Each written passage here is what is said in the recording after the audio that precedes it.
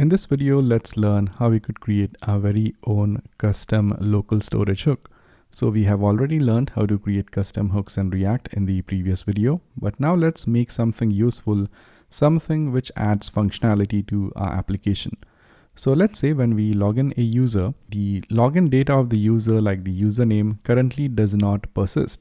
So let's say you want to save the username of the user who's being logged in.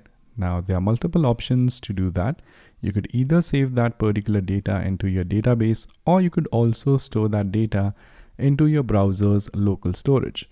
So if you're not aware, every browser which you have actually has its own local storage. That means you have some data which needs to persist in the browser so that we could access that particular data quickly. And we will be making use of that same browser storage or the local storage in this particular example.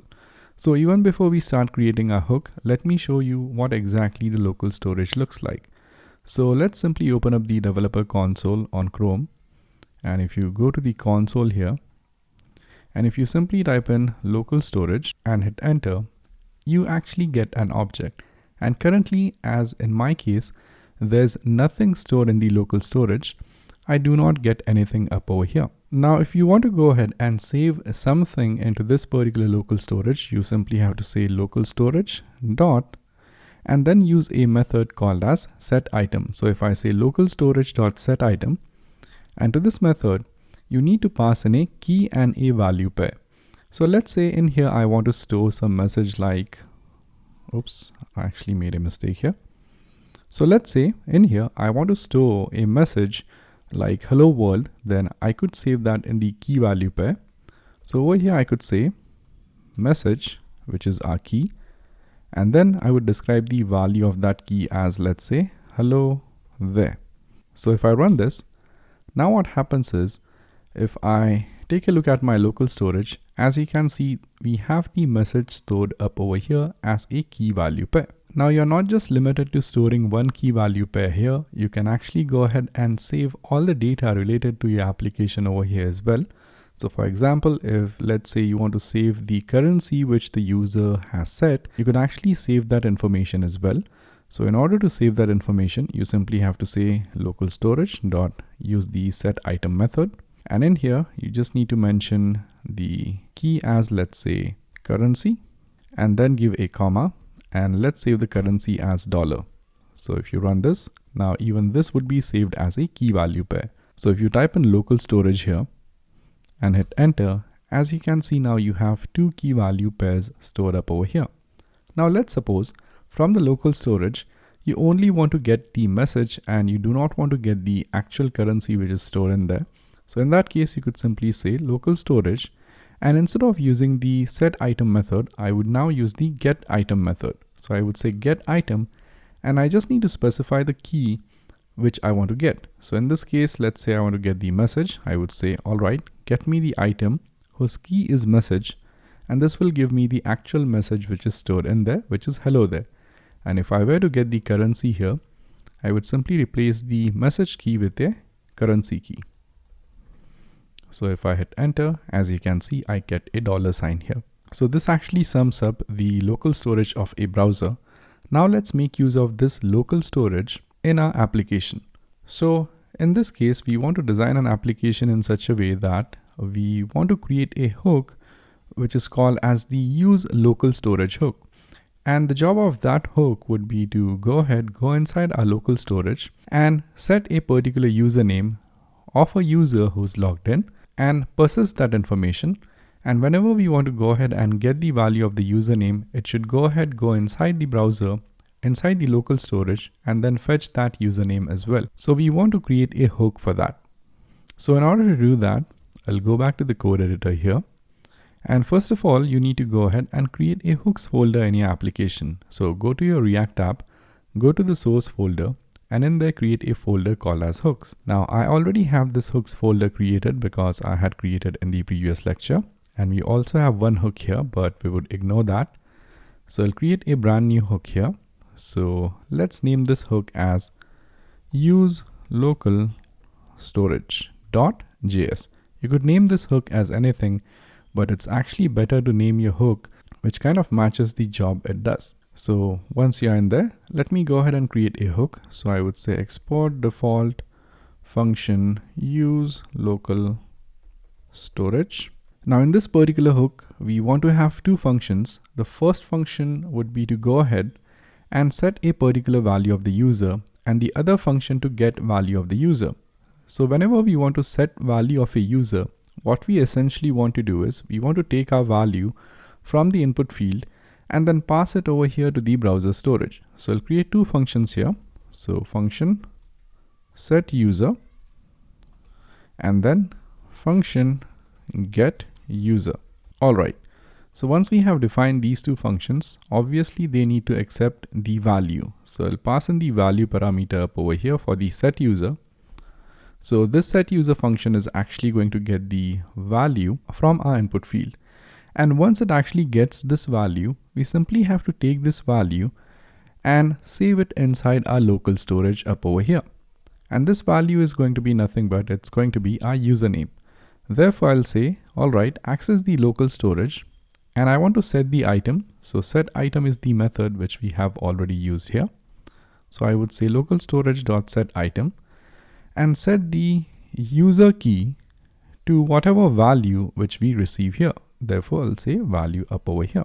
Now let's talk about the get user function. So the get user function has to actually get or extract value which is stored inside our local storage. So in order to get that value, I would say local storage dot get item, and I want to get the item which is user because that's what we have saved up over here. So I would say user. Now this will go ahead and fetch the value of the user if the user is stored in our local storage. So this will make use of this get item and then it will return the value of the user. So let's save that value into a variable. So I would say const user equals this. And now let's make this get user function return that user value. So I'll type in user here and that's it. Now both of our functions are ready. Now these functions are here to set the value of the user and get the value of the user. But now in order to persist the value of the user in our React application, we want to go ahead and create a state up over here as well. So right now, the value of the user is actually present in the browser storage. So mind you that the user value is not yet present in our application. So in order to make that value persist in our application, I will go ahead and create a state here. So I'll create a state by saying const user, let also say set user. So instead of set user, I would say set user value because otherwise this name will conflict with this function here. So set user value is going to be our useState hook. And here, instead of having an empty value as the default value of the user, what we will do is we will actually get the value from the browser itself using the get user function. So in order to use a get user function here, I would simply go ahead, create a callback to the get user function. So what this does is that as soon as we load our application, or as soon as we load this particular hook, this useLocalStorage hook is going to set the value of the user to the value which is present in our local storage. So what this function does is that it actually gets the value, whatever value is stored in our local storage of the user, and then set the value of the user state to the value obtained from the local storage. So this is how it works. Now we simply need to go ahead and use this hook. So in order to use this hook, I'll create a component right from scratch. So we already have a login component up over here, but to keep things fresh, let's go ahead and let's start from scratch. So I'll delete this component and recreate it one more time. So in the source folder, I'll create a new component, call it as login.jsx. So I would say export default function login. And this is just to show you how exactly everything would work from scratch. So I'll say return a div. And in this login component, let's simply have an input field. And over here, let's get rid of the name and ID. So once this input field is added, let me go ahead and include this in app.jsx. So right now we have the display message hook up over here. So I'll get rid of that, get rid of this as well. And let's simply return the login component here. So I would say, all right, return the login component, and that's it. Let's run our application. And once our app is up and running, let me open it up. And once we are in there, here, as you can see, we have the input field up over here. All right, so once we have the input field, let's go ahead and let's attach this input field to a state. So I'll create a state variable here called as value. So const value, and in order to change this value, I'll have a set value function. This is going to be equal to useState. So we have created a hook over here, and the initial value of this would be empty. And now let's assign this state to this particular input's value. So the value is going to be value, and that's it. Now if you go up over here, as you can see, the input field is now freezed and we are not able to change it. Now let's add an on change to this one. So I would say on change is going to be equal to E, which is the event. And I would make use of the set value function to set the value of the typed value here. So I would say set value, which is going to be E dot target dot value. So nothing new in there. Now, once we have set this, now if I go back, I'm able to change the value here. Now let's simply have a button here, which would say something like login. So if I type in the username as my name here, and if I click on login, we then want this name to be stored in our local storage. So let's quickly create a button up over here. So this is our button. Let's name it as login, and let's add an on click to this button. So on click, I want to actually execute a function called as handle click. So now let's create that function or define that function here. So function handle click.